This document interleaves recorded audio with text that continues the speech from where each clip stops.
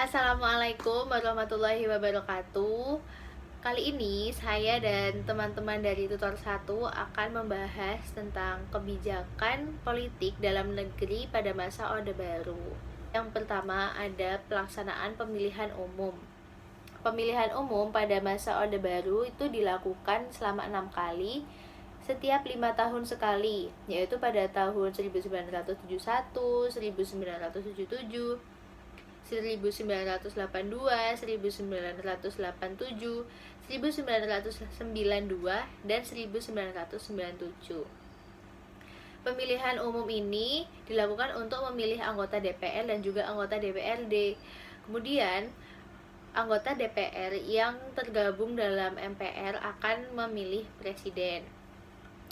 Kemudian pada masa ini banyak terjadi pelanggaran pemilihan umum untuk memastikan kemenangan partai golongan karya dengan pembatasan partai politik dan menekan pemilih untuk memilih partai golongan karya. Pada masa Orde Baru ini terjadi pengekangan dalam demokrasi dan berbagai pelanggaran pada pemilihan umum untuk memastikan kemenangan partai golongan karya yang merupakan partai dari Presiden Soeharto pada masa itu. Kondisi pemilihan umum pada masa Orde Baru itu ditandai dengan pemerintahan Presiden Soeharto yang melakukan pembatasan terhadap partai politik pada masa Orde Baru. Partai-partai politik dipaksa untuk bergabung ke salah satu dari dua partai yang legal pada masa itu, yaitu ada Partai Persatuan Pembangunan atau PPP dan Partai Demokrasi Indonesia atau PDI. Jadi hanya kedua partai ini dan partai golongan karya yang boleh dan diizinkan untuk mengikuti pemilihan umum sejak tahun 1976 di Indonesia hingga tumbangnya Presiden Soeharto pada tahun 1996. Yang kedua, melakukan penyederhanaan partai politik.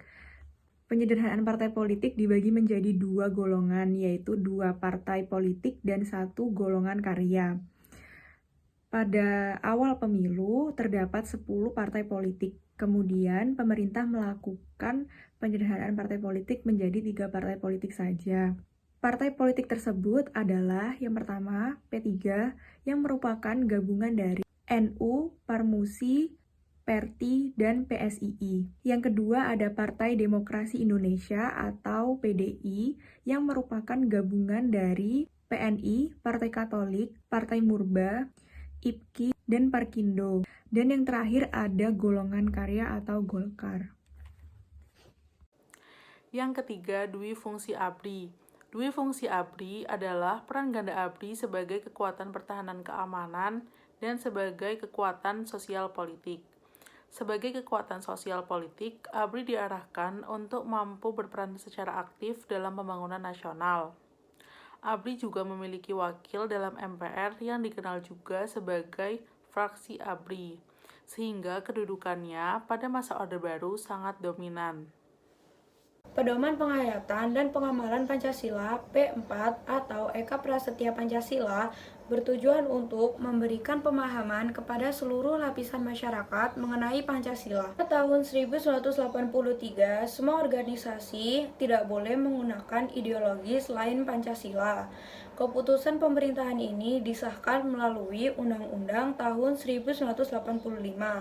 Bahkan, dilakukan penetaran P4 untuk pegawai negeri sipil di berbagai instansi dan sekolah. Meskipun begitu, keputusan asas tunggal ini telah memicu konflik dan protes di dalam organisasi masyarakat maupun politik. Terima kasih dan sekian presentasi dari Tutor 1. Wassalamualaikum warahmatullahi wabarakatuh.